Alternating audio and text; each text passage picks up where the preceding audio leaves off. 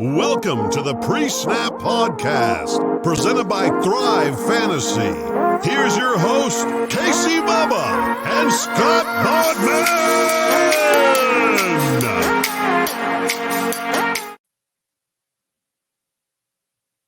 Snap Podcast brought to you by the wonderful people at LineStar Sports. Make sure you check them out on Twitter at LineStar App and at LineStar NFL. And download the app in the Apple App Stores and the Google Play Store. Give you everything you need in the palm of your hands to build your winning DFS lineups. And no, you are not mistaken. We are not talking baseball. This is football. This is NFL Week 1. It's the same beautiful face as if you're on the LineStar YouTube channel. Different background, different awesome intro, same great content. Previewing your NFL Week 1 action. 13 games on the main slate. You can find me on Twitter at BDintric, my co-host as always, in all these fun endeavors on Twitter at Bogman Sports. Scott Bogman, how we doing, man? I am ready to rock and roll for week 1, man. We're doing the main slate, of course. So no Thursday night, Sunday night, Monday night. If it's a night game, it's not on this slate.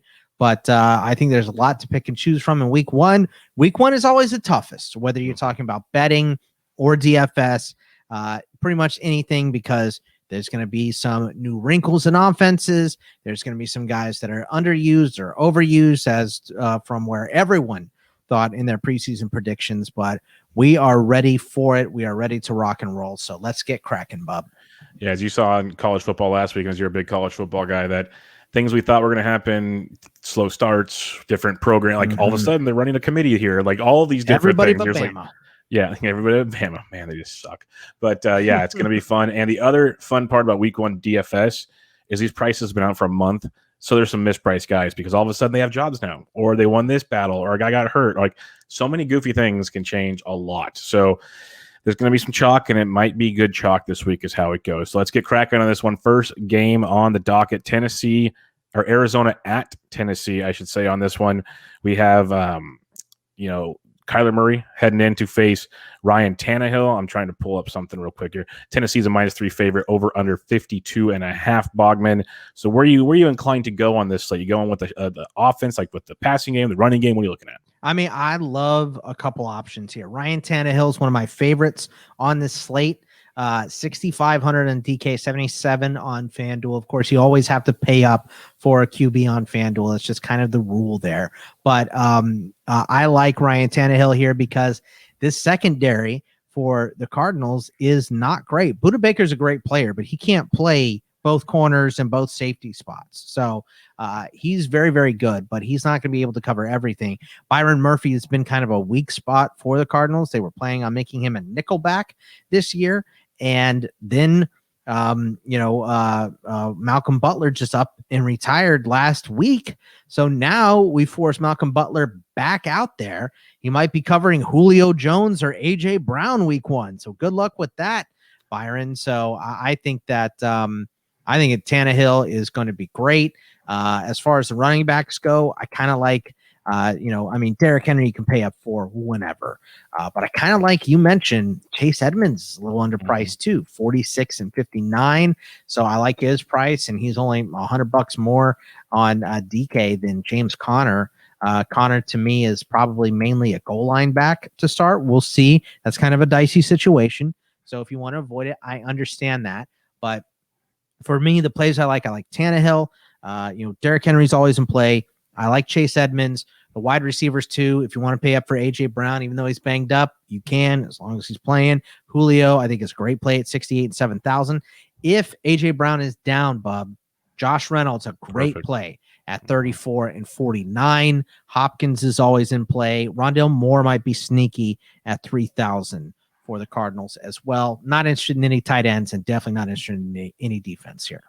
Yeah, I'm with you. Big shootout coming up here. I mentioned the stat on the betting podcast that you guys should go check out, but Tannehill is an overs machine. That's the best way I'm going to say it. You got to listen for the full stat by going to the show, but he's been an overs machine in his 26 starts with the Titans, and I think that continues on here. His price tag on DK, especially at 65, is ridiculously cheap. I think he will have to throw the ball as much as they want to run the ball with Henry. They are still going to throw it quite a bit, and he'll get his numbers, and he uses his legs, which is always a beautiful thing when it comes to fantasy. That's why people love the Murrays, the Jacksons and company. Tannehill runs too. Runs a lot. So I don't mind him at 65. I think he's a great piece to match up there with potentially Brown. I think Julio's the thing with Brown. If he's going to miss, Julio's going to be super popular. Yeah. Which is going to make things tough. Still an okay play, but like if Brown's playing, then it might kind of lower Julio a bit, which makes it interesting. But I'm glad you mentioned it. Josh Reynolds at 34 on DK, 49 on FanDuel becomes a just outstanding play. Sneaky. If AJ misses there. So I like that. And on the flip side, like if you're stacking a shootout, I love what you mentioned about Chase Edmonds. Most people look shootout, they forget running backs completely. If they're shooting out, Edmonds is going to be a massive ball catching machine. I wouldn't be shocked if he has 4 or 5, maybe more catches. If it's a shootout type situation, little dump offs all over the place, get him in open space. He could have a very, very nice game, especially on DK at 46 in a PPR format. Big fan of what you're breaking down on that one. Love what you're putting down. I'm picking it up, Boggs. Good stuff there. All right, Cleveland at Kansas City. This should be another potential shootout for us on this one. Kansas City's -6 at home in Arrowhead. Over under 54.5, Bogman. So where are you going in this one? Anytime you want to pay up for Patrick Mahomes, you have my permission. Like, he's amazing, of course. But I think the better value here is Baker Mayfield. I think, and I think it doesn't really matter how the game turns out unless Cleveland dominates, which I do not see happening. So I think this is one of two things. Either Kansas City is smoking them, and then Cleveland has to play catch up, so Baker Mayfield throws the ball a lot. Or Cleveland or Kansas City scores a bunch of points, and Cleveland plays them point for point, which means Baker Mayfield's throwing the ball a ton. So I think both ways you're getting stuff worked out, which kind of makes me not interested in the backs here. I love Nick Chubb and Kareem Hunt. I like both those guys, and they could always be in play, but they're not my favorites this week. I do like pretty much all wide receivers here. I like Tyreek Hill. And Jarvis Landry is one of my favorites at 6,000, 6,400. OBJ 54 and 65 is good. Higgins is a nice value at 42 and 5,000. And if you want to take your risk on Mecole Hardman, great. I am all about paying up for Travis Kelce. You got to find your deals. That's your Josh Reynolds and stuff like that if you want to play him. But it can be found if you want to go with him, and not interested in defenses here either. Yeah, the one thing I'm going to tell people that aren't used to my content for NFL, I've done this for years now where I say I usually play 3 maxes. That's my main thing. Every once in a while, I'll dabble in different deals. But for the most part, it's 3 maxes. I always have one Kansas City stack at all times. It's just what they do, because if you look at like the massive winning GPP lineups last year, I think they won GPPs 11 or 12 times because that's what they do. The key is finding the values, like you mentioned, and doing that kind of stuff. But just the simpleness of Mahomes, Hill, and Kelce, as expensive as they are, more often than not, crush. Like, it's just ridiculous what they do. It won't be every week. That's the beauty of it. But like you said, I never have a problem if you want to go there. If you want to mix it up with a Mecole Hardman, who's going to be awesome this year, or some other pieces there. But like Mahomes and Kelce are like just premiums, with Hill like right behind Kelce. Love it. Love what you said about the Browns, though. I listen to the bet show. You'll get my thoughts on that. But Mayfield, I love. Like, you can pay up for Mahomes or another expensive quarterback in cash, for instance. I think Mayfield is a great cash game value for sure. You can play him in tournaments, definitely. But his price at $5,900 on DK, I think, is a phenomenal cash game value because he's going to have to throw it so much. He's going to have a great floor in this matchup. I think that's what you're looking for in cash. You mentioned Jarvis Landry. He's a PPR gold mine, so I love that. Like, I love Landry more on DK. I love Beckham more on FanDuel, because I think he's going to have a big play or two in this game. He's healthy. He's going to bring people back. But I also love what you mentioned about Rashad Higgins. They're going to be going 3 and 4 wide a lot in Cleveland. Yeah. Higgins is going to be on the field a ton. So I'm 100% on board with you there. Hooper can be too. That's where I was going next. Hooper, I love his price tag at $4K on DK, 51 on FanDuel, super cheap. Last thing I'll say before I move on from this one, similar to that Arizona thing, Kareem Hunt at 55 could be your golden goose on this one, because they will dump off a lot in this game. It's like Landry's kind of the dump off play in theory, the way they kind of shove it off to him. He's more of the short route play. Yeah. Hunt's going to get a lot of little dump offs. It's going to be very interesting. So I'm not as in love with Hunt as I am with Edmonds per se in the Arizona game, but there's a lot of similarities, I think, there, and people are going to see Chubb and forget about Hunt. So that's one I think you guys should keep in mind. All right. A game no one really is going to care about much on this slate is Denver at the New York Giants. Denver -3, over under 42. It is in New York. Anything of interest to you, Bogman?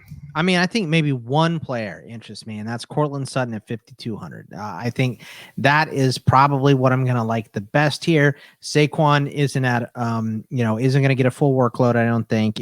I think he'll still get a significant workload, but not a full one. So I'm not going to pay up for him. I'm going to wait and see what the hell is going on with this Broncos running back situation before I invest in it. Even Kenny Golladay said he thinks that because all of the wide receivers for the Giants missed time in the preseason, that they're going to start off slow. Makes me not interested in them or Daniel Jones. Plus Evan Ingram is hurt. Noah Fant's banged up a little bit. So, I mean, if anything, Denver defense and Cortland Sutton are my two possible plays out of this game. I think Denver defense is a very good play in this game. The other thing I will say, this could be one of those games, as much as I hate this game, if you're looking for weird value plays due to all the injuries, they could come into play. Like if Evan Ingram doesn't play, Caden Smith is $2,500 on DraftKings. He's still going to get probably 4 to 5 targets and might find the end zone.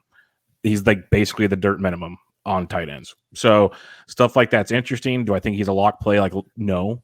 But I think at $2,500, you'll see a lot of people talk about that in cash as a play you just go to. So keep that in mind. But for the most part, staying away from this one. Another game that I like quite a bit this week, Green Bay at New Orleans. They are playing in Jacksonville due to the hurricane that struck New Orleans. Green Bay is -4 over under a 50. Bogman, who are you liking here? I mean, there's a lot to like here, I think. You can play Aaron Rodgers at any point. You can play Aaron Jones, A.J. Dillon, Alvin Kamara at any point. Obviously, Devontae Adams falls in that too.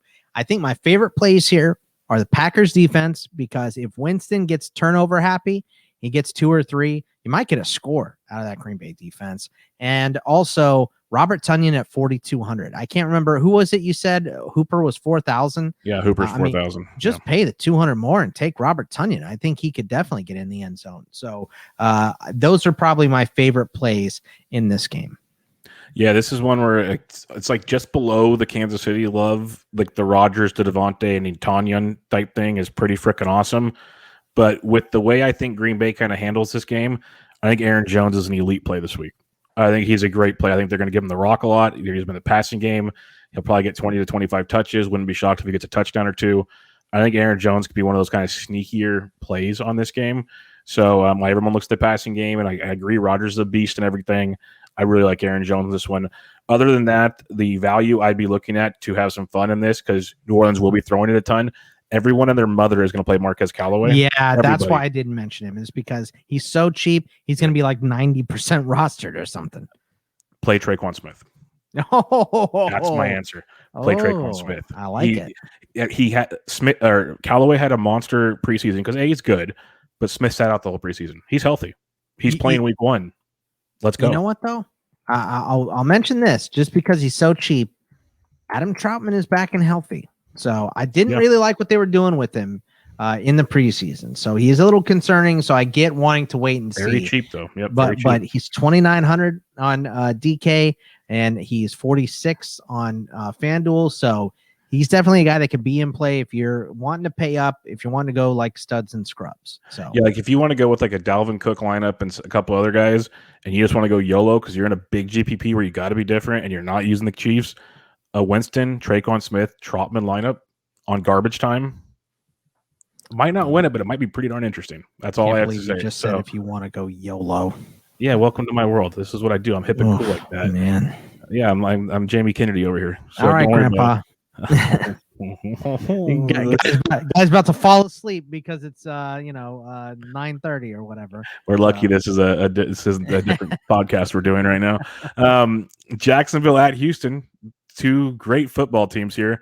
Jacksonville -3 on the road, 45.5. Lawrence making his debut. What are you liking in this one? I mean, I like Trevor Lawrence, and he's cheap, 6,200. And you mentioned we like guys that run as well. He is definitely a guy that's going to run. People forget he had more rushing yards than Justin Fields did last year. So the dude has wheels, and he will absolutely use them. So look for him to run a little bit. But I get not trusting anything in this game. This is an ugly game. I think if I'm paying up for something, it's James Robinson, 6,459. It's actually cheaper on FanDuel. Or I might pay for Brandon Cooks at 53 and 63.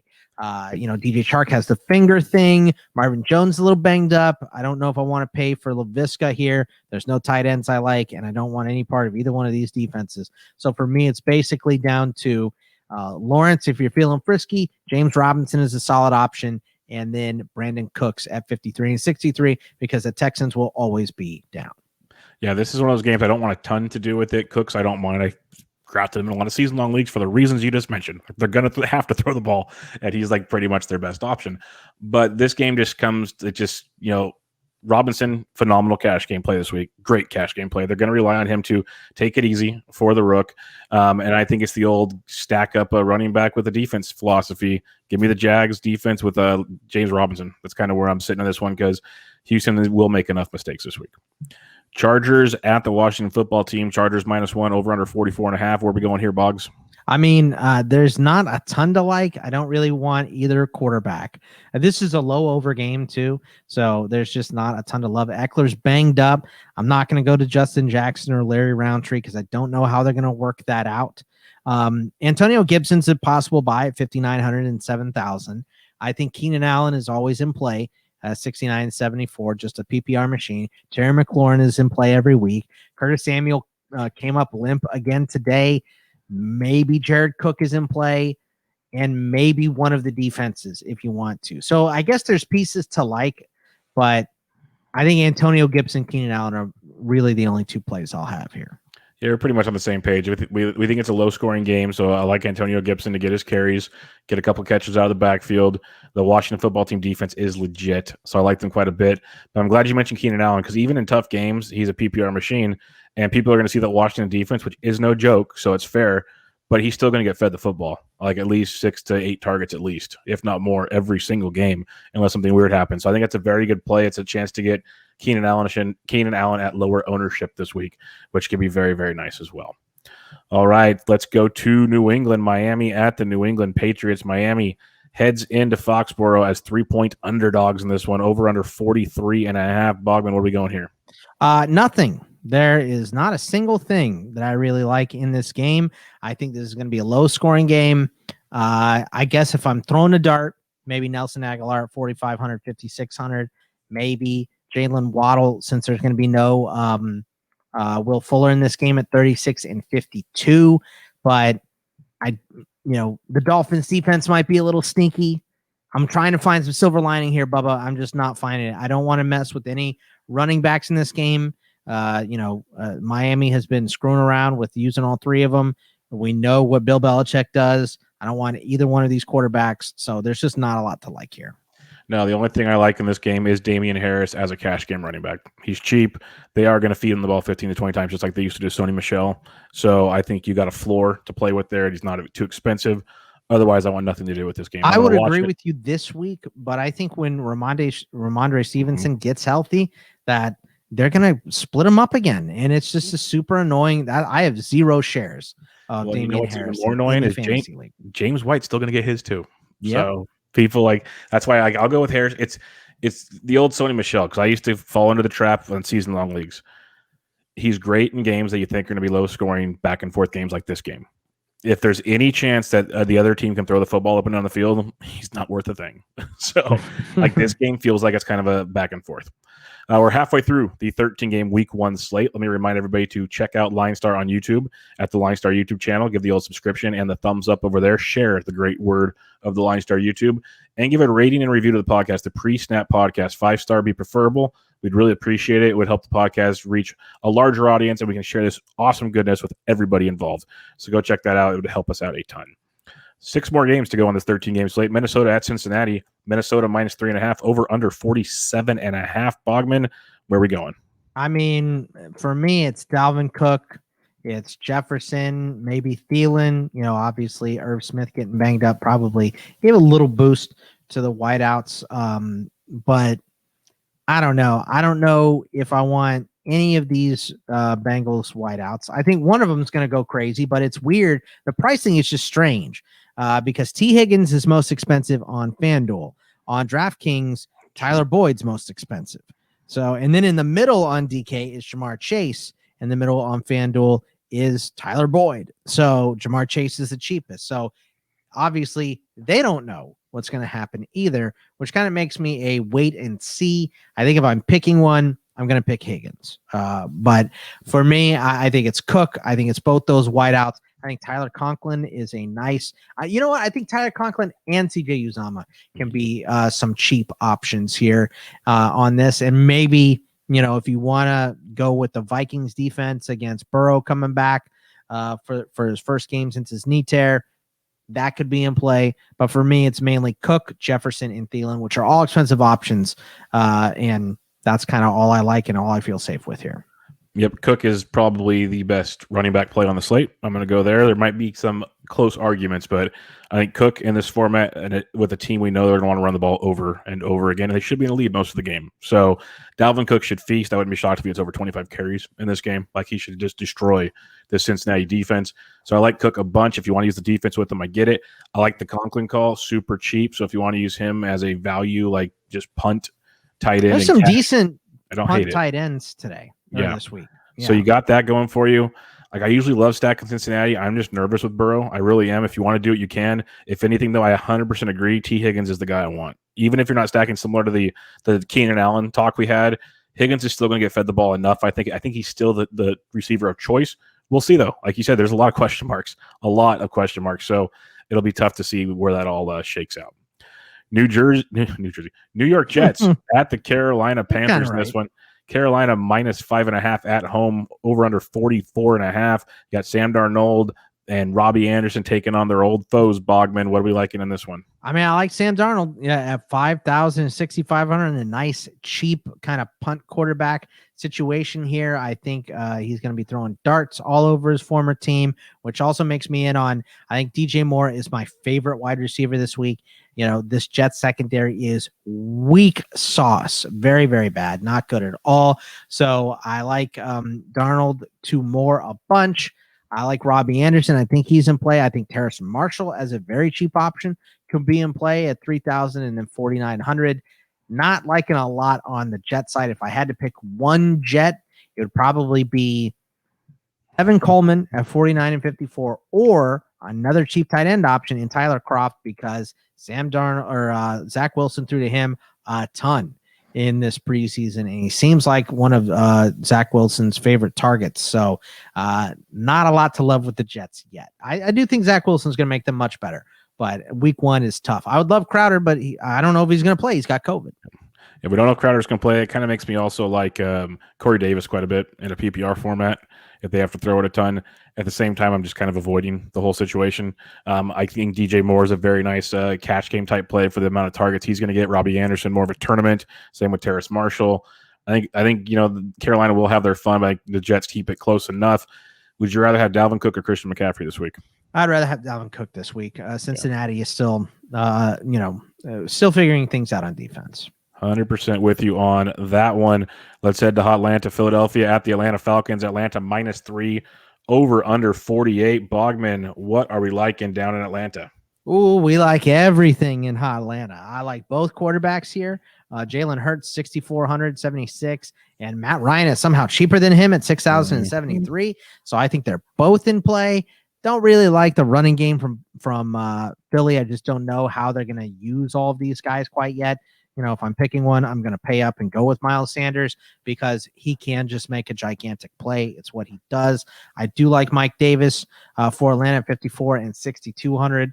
I think he's a nice cheap option. And then at wideout, it's, you can pay up for Ridley. I think Russell Gage is in play. I would love to. I mean, Jalen Reagor is cheap at 37 and 54. I think he's a great option. And then, if you want to go ahead and pay up for my boy Kyle Pitts at 44 and 6,000, you can do that.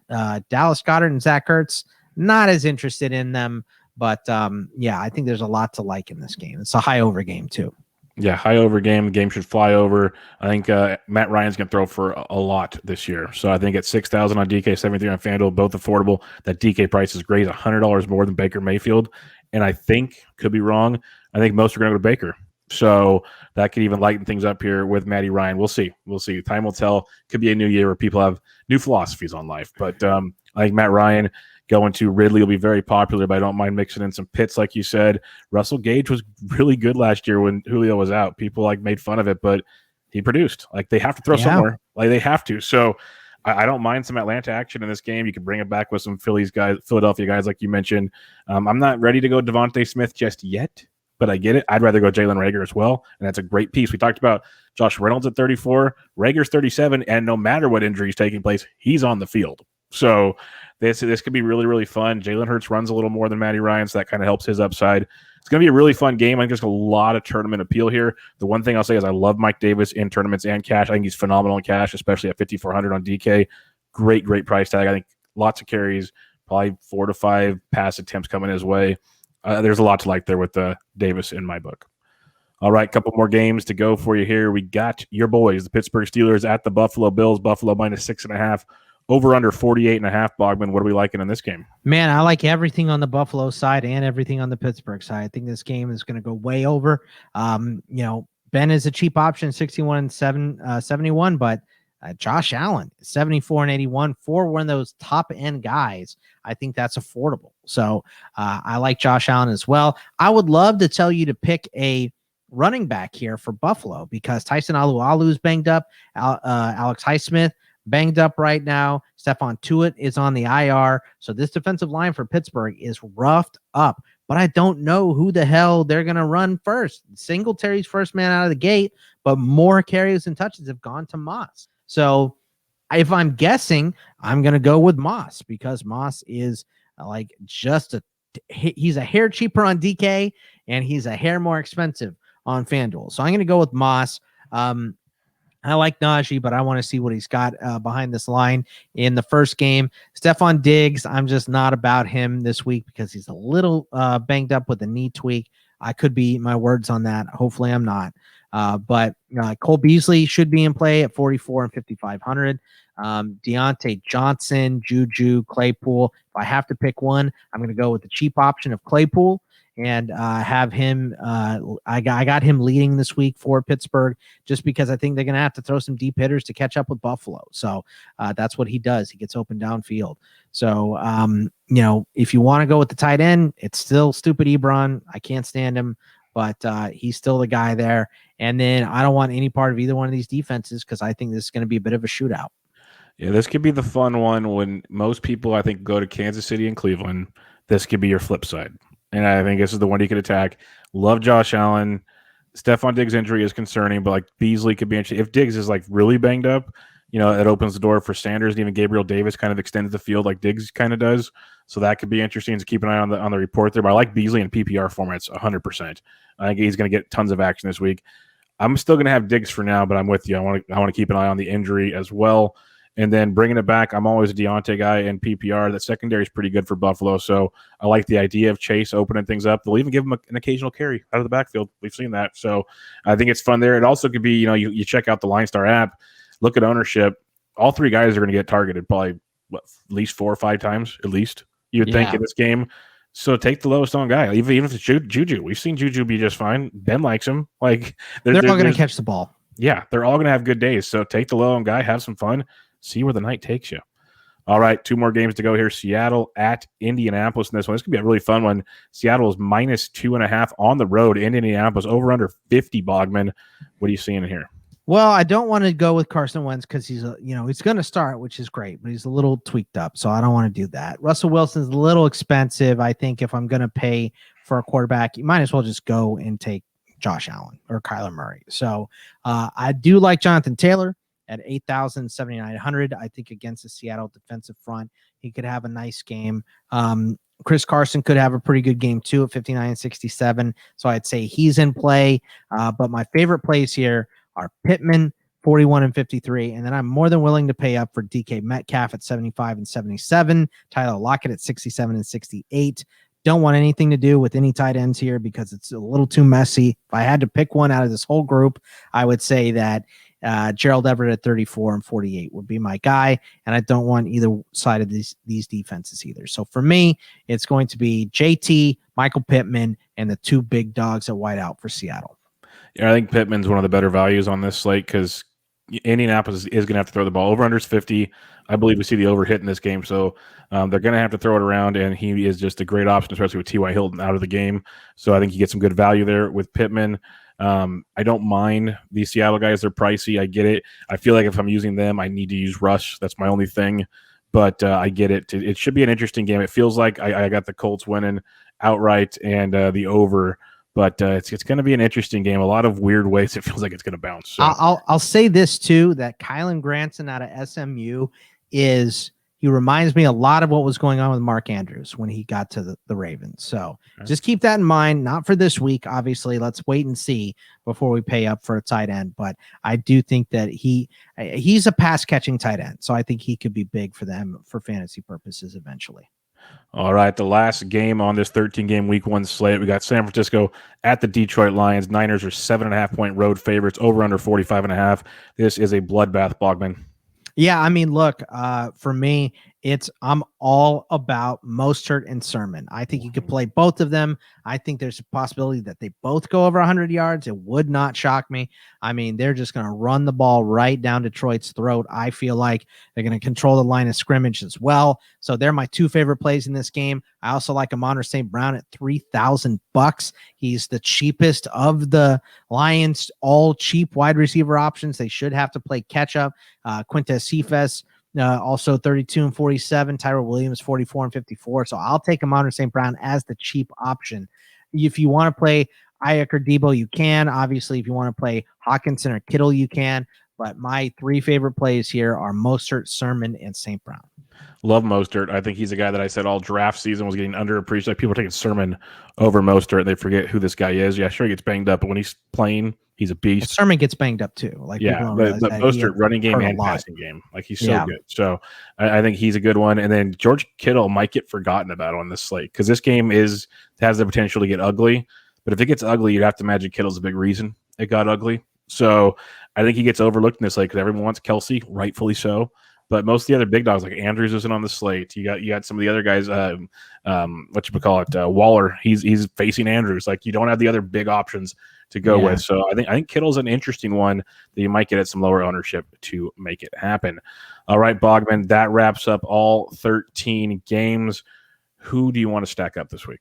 I mean, I think you can stack the Chiefs. I think the Niners are stackable. I think the Bills and Steelers are both stackable. I think Cleveland is stackable, and either side of Arizona and Tennessee is as well. Yeah, Arizona, Tennessee, big time fun there. Cleveland, Kansas City, like we talked about, that Buffalo game looks really really good. So that's kind of where I want to plant my flags on this slate, then mix in some other pieces if you want. But those are my main ones. Green Bay is always an option as well. But those three games are the ones I'm targeting at this point in time. And Bogman, I know it's a tradition that you guys used to do, and it's the touchdown picks of the week. I believe we give two, right? 2 touchdown picks of the week? I mean, we can start doing 2. We always did 1. Oh, it's just 1. Okay, for some reason I thought you guys had a running back and a receiver. No. Just 1. Oh man, running back or receiver. I'm hyped up. I'm hyped up this week. So, like the home run pick on our DFS or MLB show, we will do a touchdown pick each and every week. And if when they tweet it out, if you retweet it, you might get some free swag. Same concept, same fun, same bat time, same bat channel, folks. So all that fun stuff. So Bogman, kicking off the week 1, who is your touchdown pick of the week? Shouldn't have let me go first. So I'm going to take Raheem Mostert against the Lions. So I mean, it's the easy pick. The Lions are awful. So Raheem Mostert, you shouldn't have let me go first. You can have him. You can have him because I'm going to take one that's on a tee, and I swear it's probably like over under a half is like minus 4,000.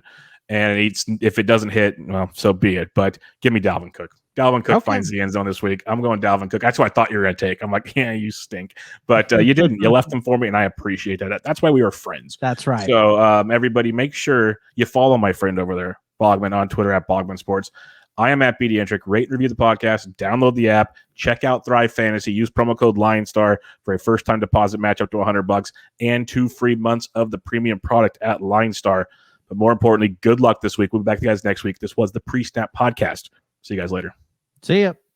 Thanks for listening to Pre-Snap Podcast, presented by Thrive Fantasy. Please like, comment, subscribe, and rate for good karma in your fantasy football games.